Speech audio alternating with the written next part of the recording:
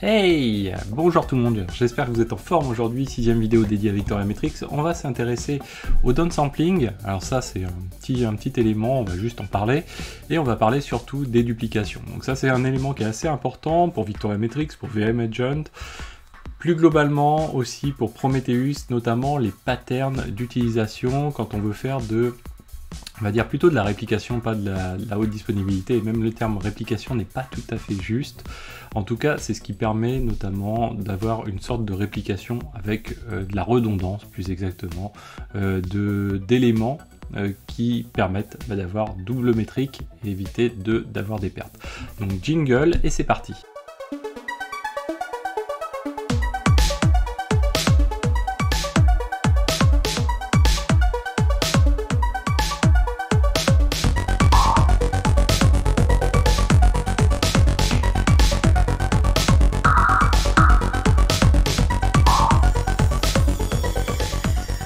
Alors c'est parti pour cette 6ème vidéo dédiée à Victoriametrix. Alors je suis un petit peu fatigué, hein, je vous préviens à l'avance, donc du coup cette vidéo que j'ai préparée, en fait, donc tous les slides et tout ont été préparés il y a quelques temps maintenant. Il faut que je me réimprègne un petit peu dedans, mais ça va venir au fur et à mesure, j'ai un petit peu l'habitude de ça, donc ça devrait bien se passer. Donc l'objectif aujourd'hui, c'est de découvrir principalement la déduplication. N'hésitez pas à vous abonner pour ne pas manquer les prochaines vidéos, cliquez sur rejoindre si vous voulez soutenir mon travail, soutenir la chaîne. Mettez le pouce bleu, parlez-en autour de vous, commentez, vous êtes de plus en plus à le faire. Donc là, nous, on va s'intéresser à quelque chose qui est assez intéressant. Pourquoi? Alors tout simplement parce que ça ne couvre pas que Victoriametrix, et on va dire que c'est un petit peu un pattern sur ces sources un petit peu modernes de métriques, à savoir Prometheus et son écosystème. Donc on va parler Thanos, on pourrait parler de Thanos ou d'autres, Cortex, etc.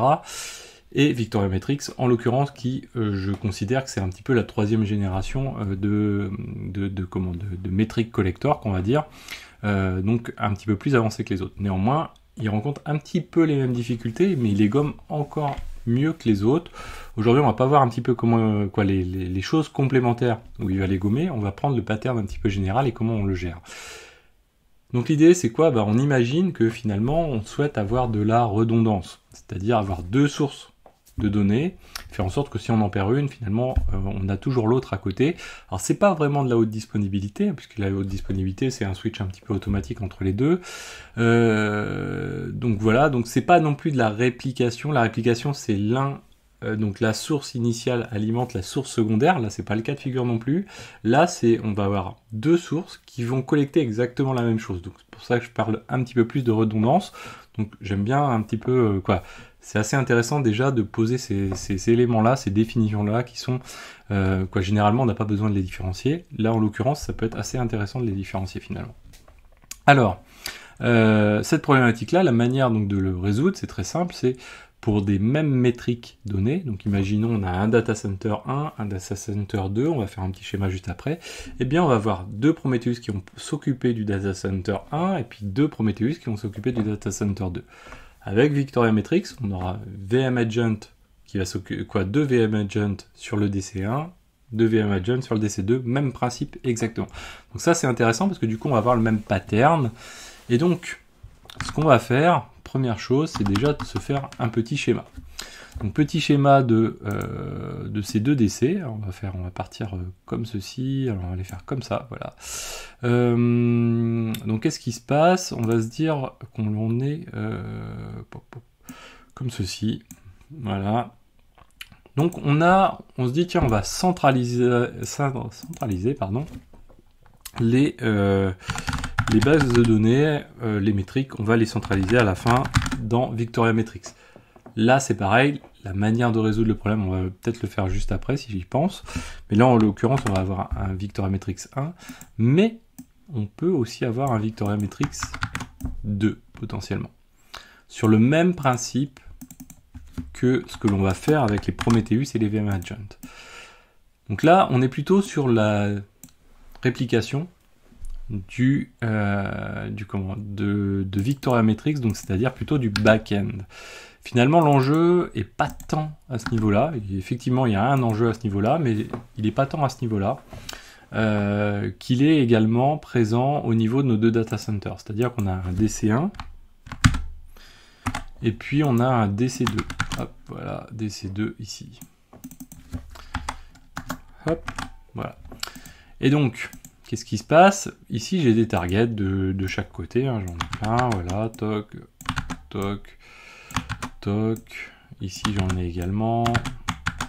Voilà, tout un tas de petits mondes avec qui je veux récupérer des métriques, soit de nodes exporteurs, des applicatifs, etc., etc.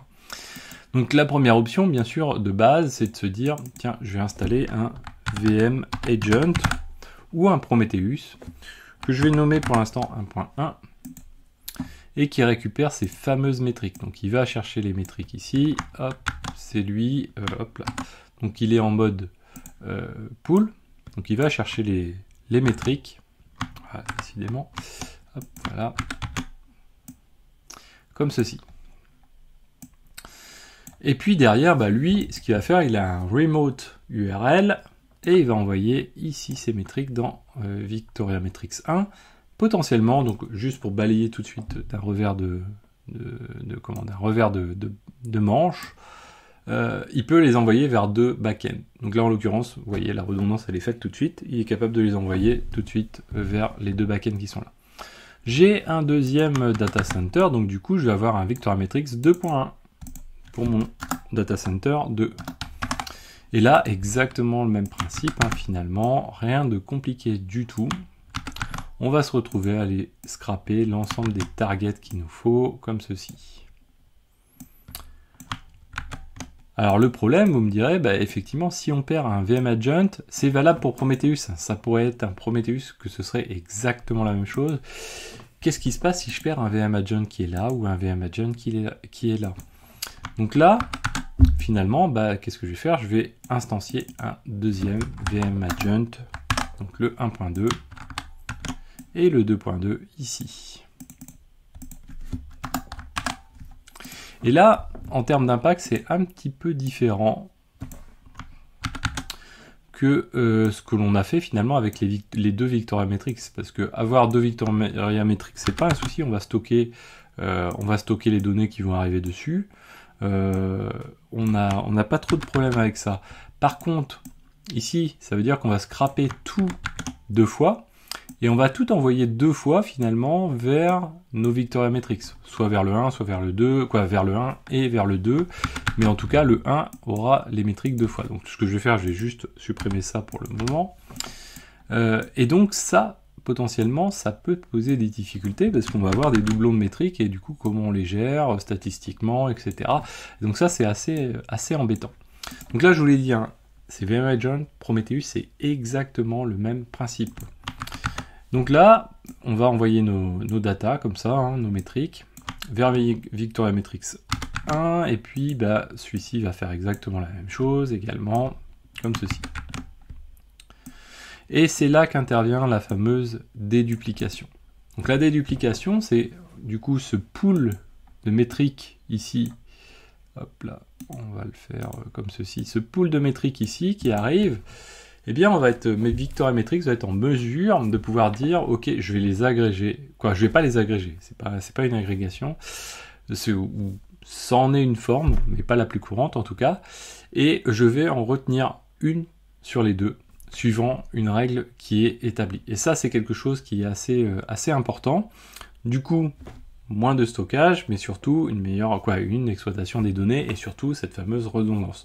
Donc ça va être valable, bien sûr, on va essayer de le faire à l'échelle du data center, dans notre cas de figure qui est présent. Ça pourrait être un autre cas de figure. Si on est dans le cloud, ça pourrait être à l'échelle des projets, par exemple chez GCP, etc. Donc ce principe-là est assez valable, est valable assez souvent. Donc du coup, sur quel élément va se baser Victoria Metrics ou d'autres pour réaliser cette déduplication? Tout simplement sur le raw. Donc on a vu ça dans la vidéo numéro 2. Le raw, c'est quoi finalement? C'est l'ensemble des labels. Donc il y a le label principal qui est finalement le nom de la métrique, et puis les autres labels qui constituent la raw, et on va pouvoir du coup identifier les métriques qui sont les mêmes. Alors on va voir après qu'il y a quand même une petite astuce, parce que sinon ça ne peut pas fonctionner. Et donc l'ensemble des labels, à côté on a la valeur de l'ensemble des labels, et ça constitue le raw, ce qu'on peut voir du coup est considéré comme identique, et dès lors que c'est identique, du coup on va pouvoir dédupliquer les deux. pour ça, il nous faut une règle de gestion. Cette règle, elle va se baser sur un intervalle de temps. C'est assez étonnant au début, quand j'ai lu ça, je me suis dit, ah tiens, ouais, mais finalement, c'est assez cohérent et assez logique. Donc si on descend un petit peu, on va se faire une frise de temps, comme ceci, voilà, hop, une petite frise de temps, et on va se dire, voilà, on a deux intervalles ici, pour l'instant, on va pas trop en parler, et surtout, qu'est-ce qui se passe? On a des scraps qui sont faits au niveau de notre DC1, ici, hop, voilà, DC1.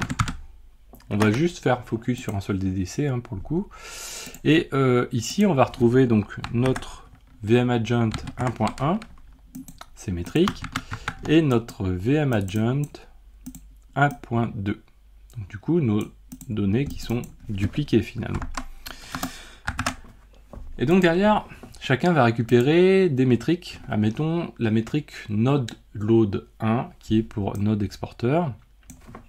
Et on va considérer qu'on n'a qu'un seul target. Et donc qu'est-ce qui va se passer? Généralement, c'est pas généralement, il vaut mieux partir sur un même intervalle de scrap entre les deux VMAdjust en question. Du coup, ce qui va se passer, c'est qu'on va avoir le même intervalle entre les deux valeurs le même intervalle de scrap hein, finalement ici considérons qu'on ait un scrap ici de toutes les 30 secondes par exemple, eh bien on va avoir le même intervalle ici et ici.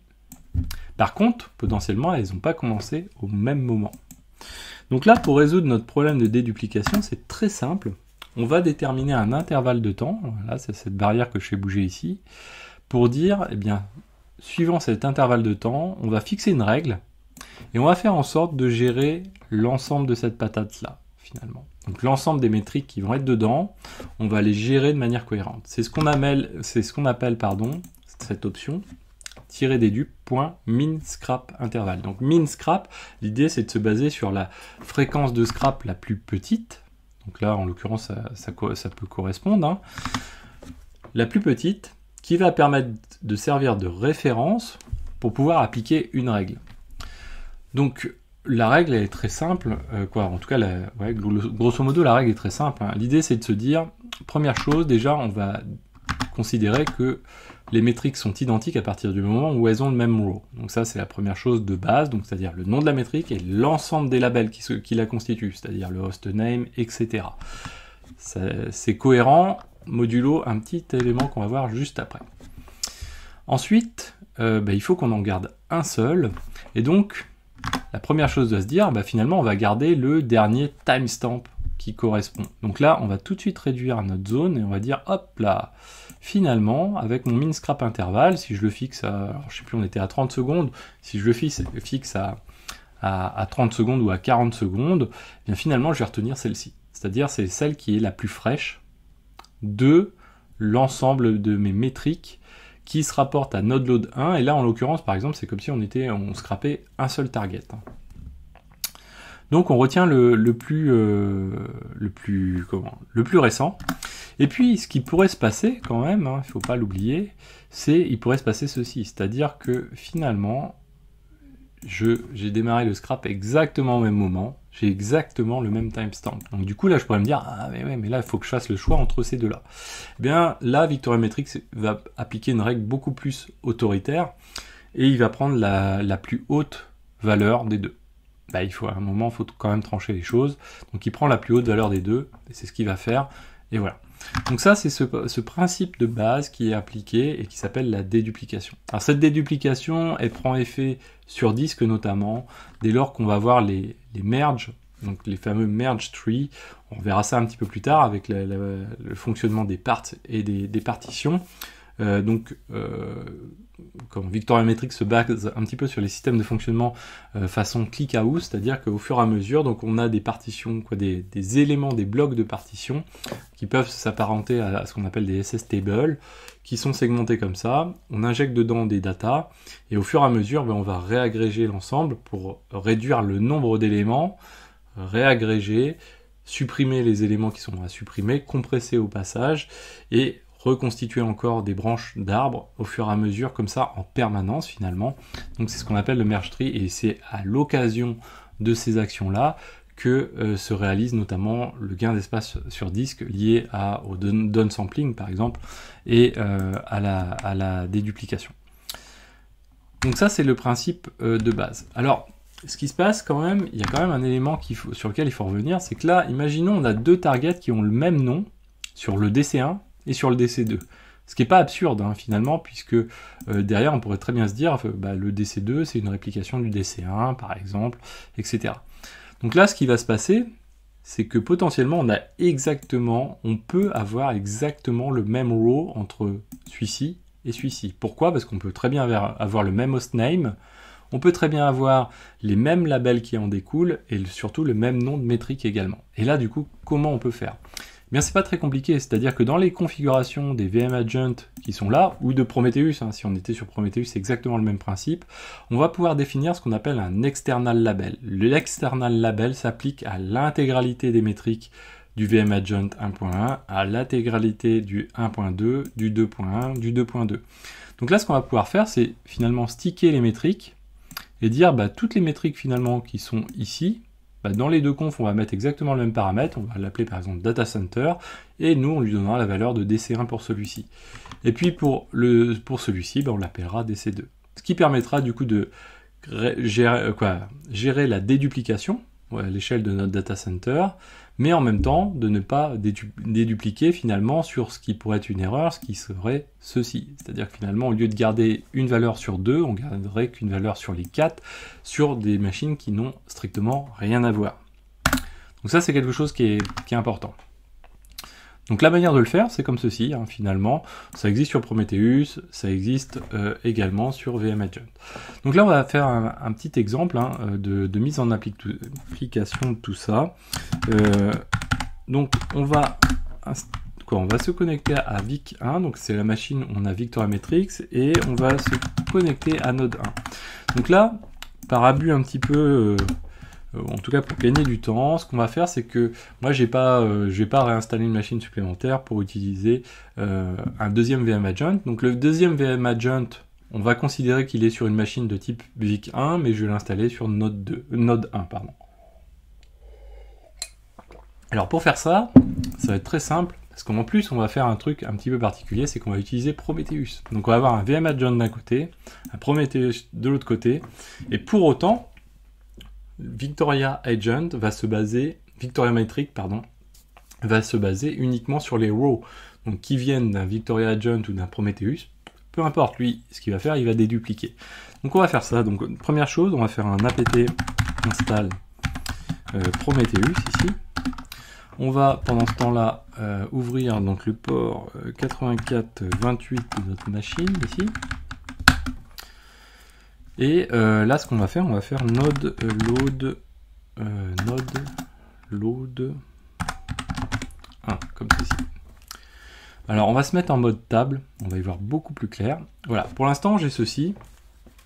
On va se baser sur un intervalle de temps de 10 minutes. À l'heure actuelle, la fréquence de scrap, elle est toutes les 5 secondes. Donc là, toutes les 5 secondes, c'est ce qu'on retrouve ici, hein. Hop, on va le retrouver normalement. Voilà, 5 secondes, 5 secondes, 5 secondes. On retrouve une valeur qui évolue, alors, ou pas trop, hein, 5 secondes c'est court, 0.03, etc. sur une seule machine, vous voyez ici. On a un external label pour l'instant qui est monitor, qui vaut strictement rien du tout, sur VM Agent. Donc là on a installé Prometheus, donc à gauche on va avoir VM Agent, à droite on va avoir Prometheus. Considérer que c'est exactement la même chose, mais l'idée c'est de vous montrer qu'on peut faire quelque chose qui est complètement disparate, et pour autant on va avoir le même résultat, c'est le row qui compte. Première chose, ce qu'on va faire, on va venir éditer la conf de VM Agent, Victoria Agent, voilà. Et là, l'external label, ici on va le redéfinir, je l'ai mis, mais il n'a aucun intérêt celui qui était avant. Et on va dire, ok, moi je mets à Data Center, donc on va l'appeler DC1. Alors là, vous allez voir un truc sympa aussi, hein, c'est on va copier tout ça. Hop, voilà. Qu'est-ce qui se passe? Voilà, hop, on copie tout ça. Pourquoi il ne prend pas tout, lui? Ok, alors c'est pas grave. On va d'abord quand même redémarrer celui-ci, comme ça on va générer de la métrique juste avant quand même. Victoria Agent. Donc on le redémarre, on le laisse tourner. On va faire un 4 du coup de ceci, 4 de ceci. Et là, vous voyez, on est avec une configuration type Victoria Agent. Et on sait, on en a parlé, Victoria Agent, Prometheus, c'est exactement la même configuration. Donc on va venir éditer celui-ci, on va venir éditer le Prometheus, prometheus.yaml, comme ceci. On va venir supprimer tout ceci. Alors oui, il y a un petit truc en plus quand même. Hop là. Ici, on va venir le mettre. Alors pour l'instant, imaginons qu'on est sur deux DC complètement différents. On va avoir les mêmes RAW, mais c'est pas grave. On est sur deux DC différents. On va avoir du remote write, c'est-à-dire qu'il faut que j'envoie d'ici vers ici. Ici, on n'a pas eu besoin de le spécifier. Victoria Agent, quand on est en local, il va savoir il va savoir envoyer, puisqu'on a ça dans la conf systemd. Ici, par contre, lui, il ne sait pas le faire encore, notre Prometheus. Donc remote write de point, hop là, pas de retour. Voilà. Là, on est sur un type URL.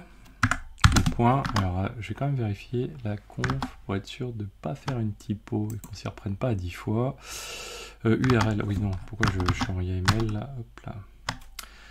URL, alors on va copier ça. Voilà. Toc. Donc on est sur une définition de type URL, on pourrait être sur une définition type DNS SRV, ce qui permet qu'il auto-découvre éventuellement s'il y a plusieurs instances d'un même service donné. On n'est pas dans ce cas de figure-là. Là, donc lui, le fait de lui passer le remote write, c'est que ce Prometheus-là va écrire dans le Victoria Metrics, pas Agent. Donc on a le Victoria Agent ici qui est écrit dans le Victoria Metrics ici. On a le Prometheus ici qui est écrit dans le Victoria Metrics ici. On a exactement les mêmes targets, hein, vous voyez ici. Donc là, toujours pareil, ça on va l'enregistrer. Qu'est-ce qui va se passer? Première chose déjà, si on rafraîchit ce qui se passe ici, vous voyez que maintenant on a notre label Data Center qui sort ici, c'était ADC1, puisque NodeLoad 1, on l'a que sur celui-ci. Ce qu'on pourrait faire aussi, c'est peut-être un petit filtre sur les instances. C'est égal, et on va se baser que sur Node 1 2.9100. Qu'est-ce que j'aimerais coller? Node 1 9100. Je dois avoir un truc qui cloche. Qu'est-ce qui se passe? On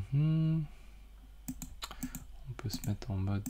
Ah ouais, il m'affiche pas de métrique, bon c'est pas grave. Ah si, voilà, hop là. 9100, ceci, voilà. Donc du coup on a ceci. Pourquoi on n'a pas une seule ligne? Ah oui, ça c'est celle qui était avant. Ok, c'est pas grave. Quoi, c'est normal. Du coup on est sur 10 minutes comme ceci.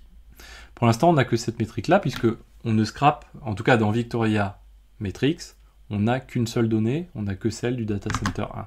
Si je relance plutôt systemctl restart Prometheus ici, qu'est-ce qui se passe? Hop là, là je suis en train d'envoyer des doublons finalement. Alors des doublons qui pour l'instant ne sont pas des doublons, puisque le row est différent, puisque j'ai créé un second label, un label global qui s'applique à l'intégralité des métriques qui seront collectées par l'un ou par l'autre, c'est ce label Data Center. Donc pour Victoria Agent pour l'instant il vaut DC1, pour Prometheus il vaut DC2. Donc si je relance ma requête, là je vais commencer à avoir des DC2 qui devraient arriver à un moment donné. Alors on va quand même checker, hein, parce que status. Ah, voilà, ça vaut le coup de regarder. Qu'est-ce qui lui arrive?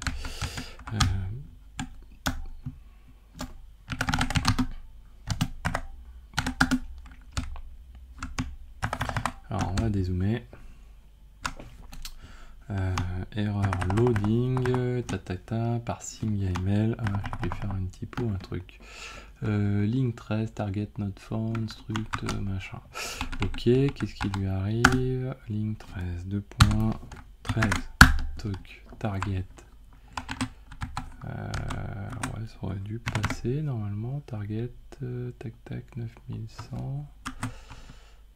Static config.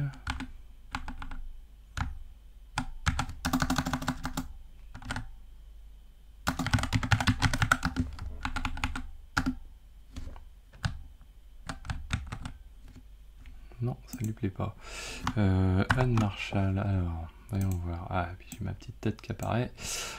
Targets, label Node, label 7, YAML. Ah, je vois pas tout, dommage. Hop, on va faire comme ça, voilà. YAML, labels. Oula, qu'est-ce qui lui arrive? J'ai dû faire un truc qu'il faut pas faire. Normalement, il y a juste à copier-coller entre les deux, c'est pas un souci. Remote write, lui il est pas mal. Data center DC2, tac tac. Scrap config, target, target, je pense plutôt.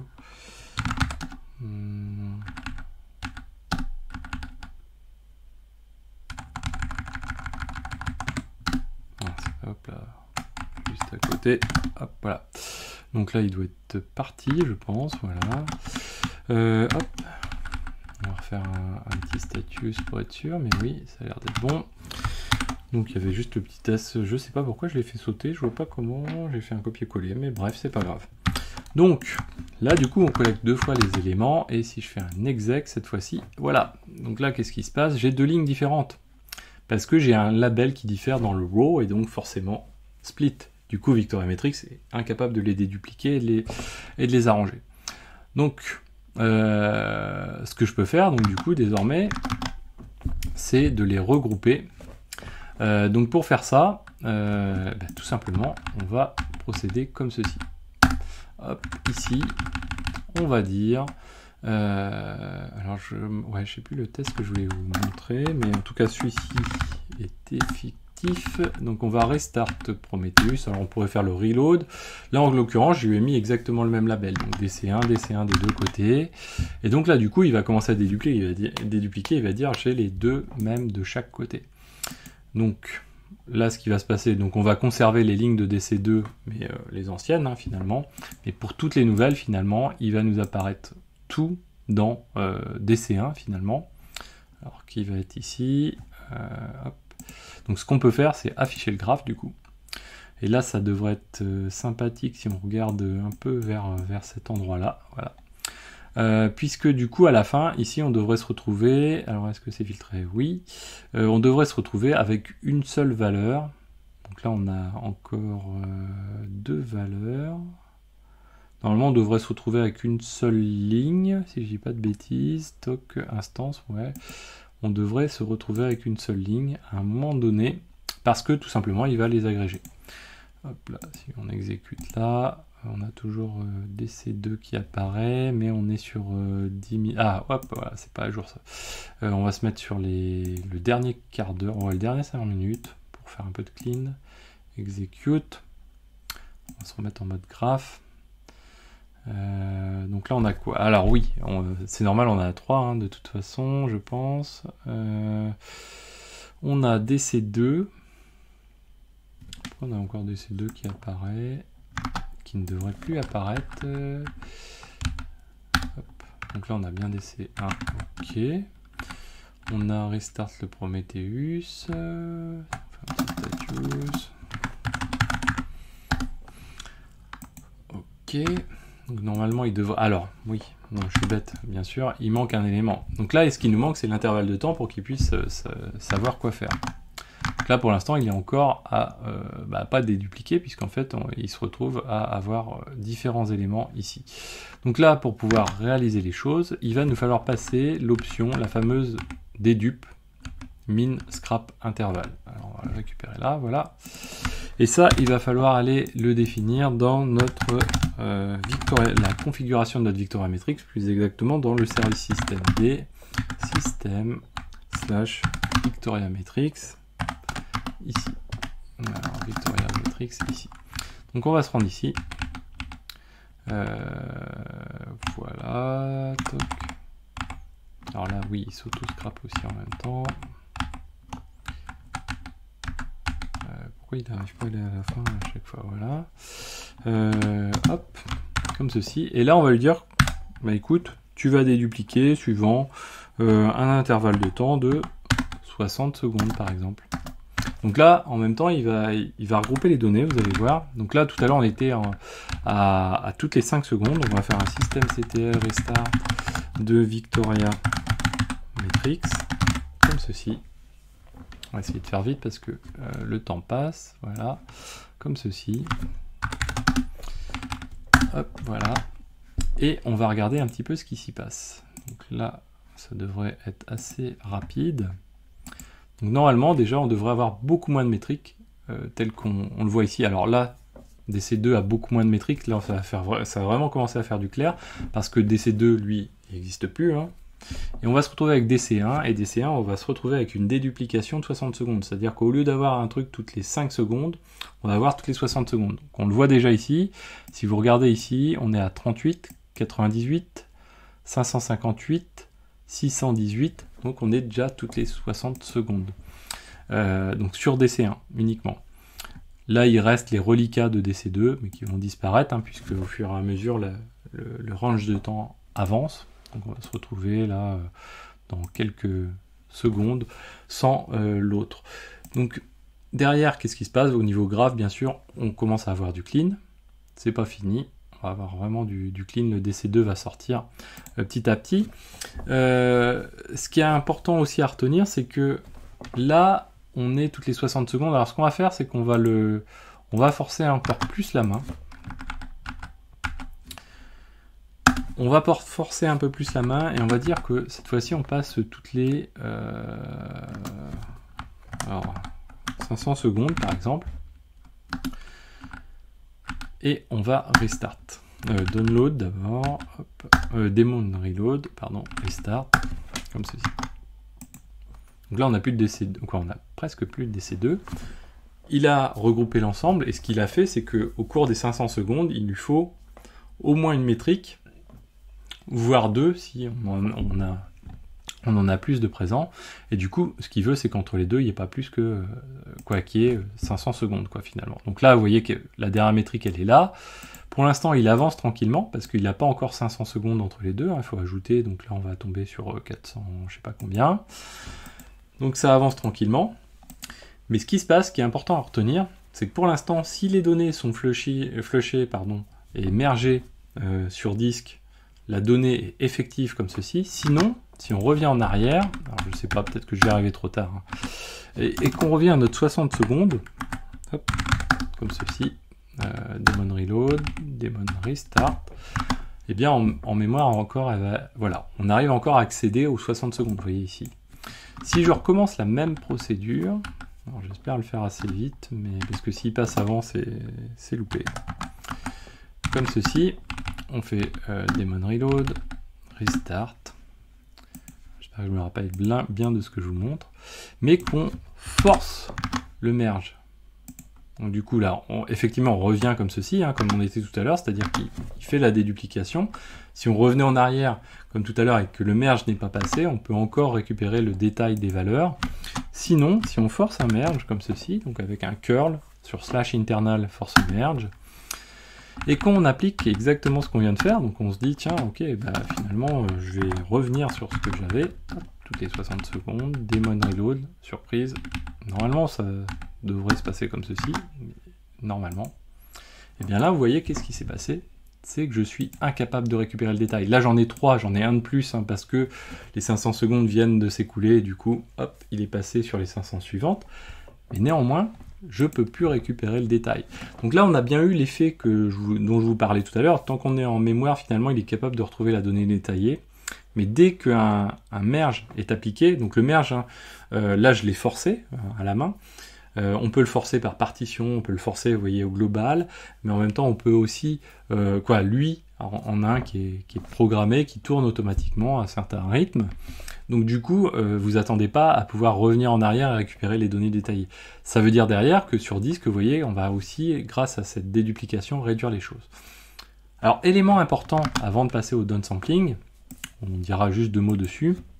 L'élément important qui est à retenir également dessus, je vous ai mis le lien, c'est quelque chose qui n'est pas flagrant, en tout cas dont on entend peu parler, c'est l'intervalle de scrap. Parce que du coup, si vous regardez ce qu'on a fait, c'est qu'on a bougé pour l'intégralité d'un Victoria Matrix. Donc si je reprends le schéma, il est là.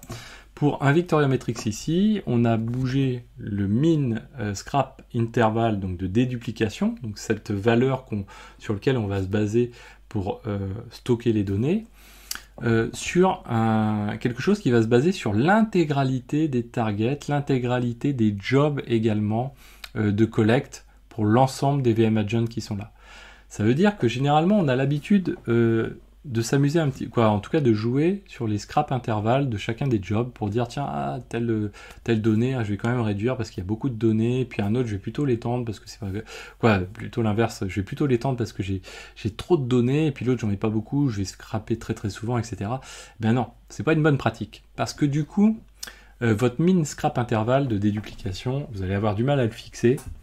Et c'est ce que recommande ici, et c'était déjà recommandé pour Prometheus, puisque là, en l'occurrence, on peut considérer ce que je vous montre ici comme de la documentation Prometheus. Ils vous disent appliquer la méthode KISS, en gros, c'est vous prenez pas trop la tête avec ça, appliquez toujours le même scrap intervalle pour l'ensemble de vos jobs et de vos targets de fait, parce que sinon, vous allez avoir des effets indésirables à côté.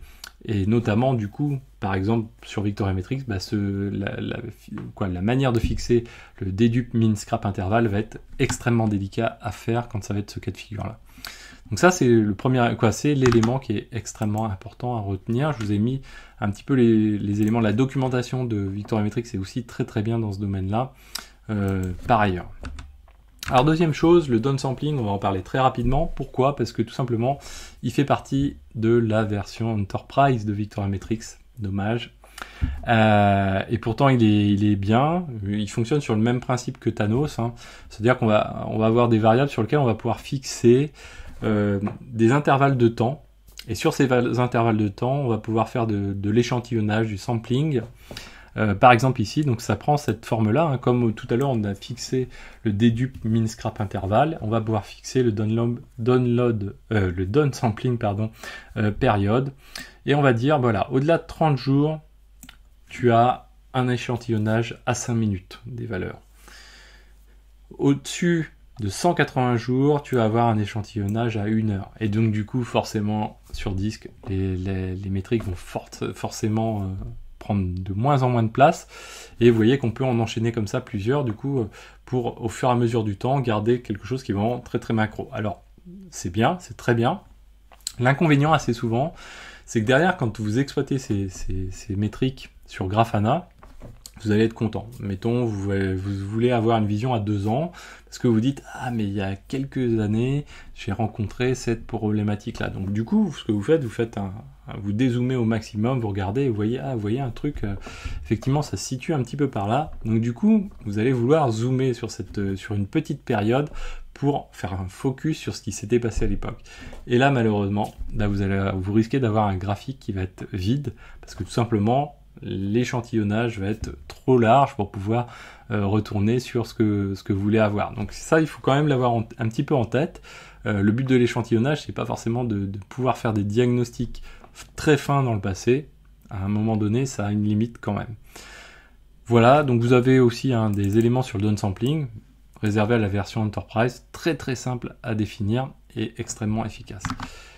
Voilà, donc on a fait le tour aujourd'hui, downsampling, donc le merge tree, quelques petits éléments quand même dessus.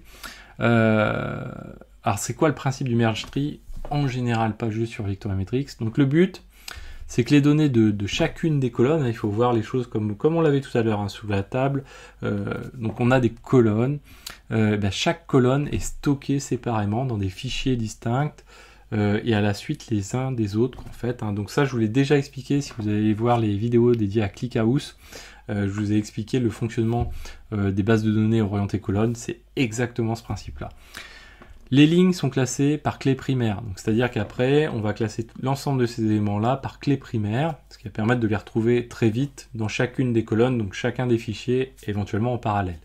Les blocs sont mergés dans des parts, c'est-à-dire que ces fichiers-là sont coupés ensuite en blocs et définissent ces blocs qui constituent le merge tree sont groupés dans des parts, n'est-ce pas?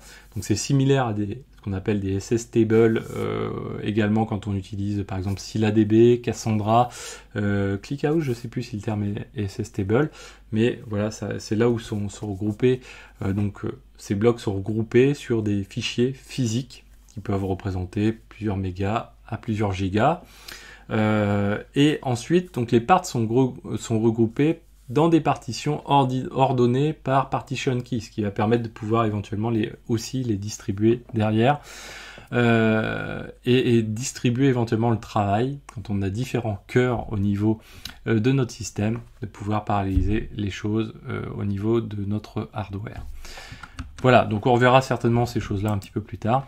J'espère que cette vidéo vous a plu, n'hésitez pas à la partager, à mettre des pouces bleus, à commenter. J'espère que je n'ai pas été trop long pour le coup, mais je vous dis à très bientôt sur Xavski. Ciao à tous!